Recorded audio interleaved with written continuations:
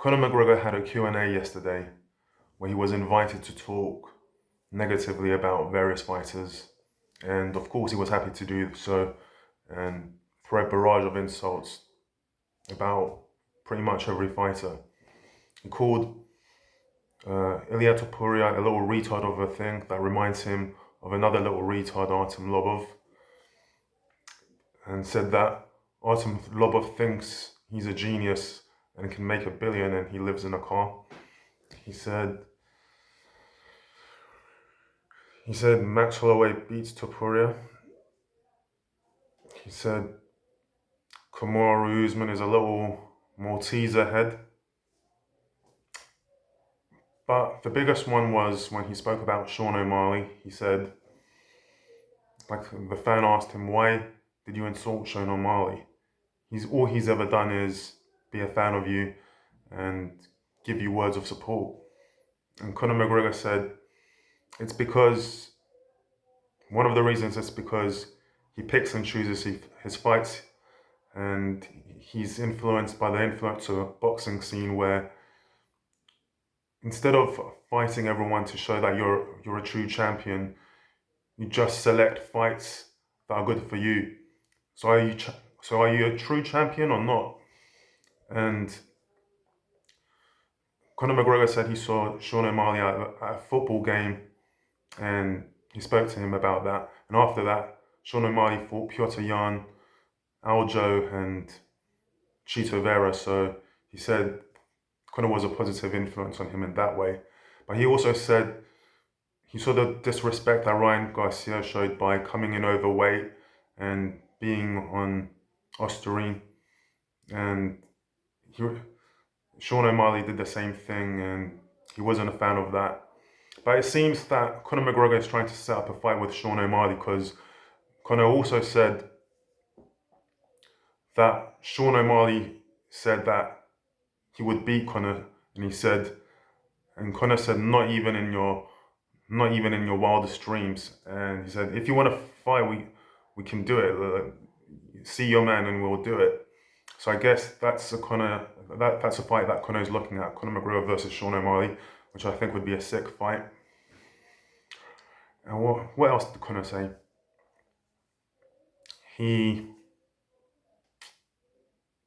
was invited to be unpleasant on behalf of John Jones avoiding Tom Aspinall, but Conor McGregor said he disagrees. He's like, who the fuck is Tom Aspinall? No, John Jones isn't avoiding him. John Jones versus Stipe is a good fight. It's great matchmaking by the UFC. So I'm sure a lot of fans are going to disagree with that. And he said Tom versus Curtis is a good fight. So I didn't like that he said that. He said Dustin Poirier versus Islam Makhachev is a great fight.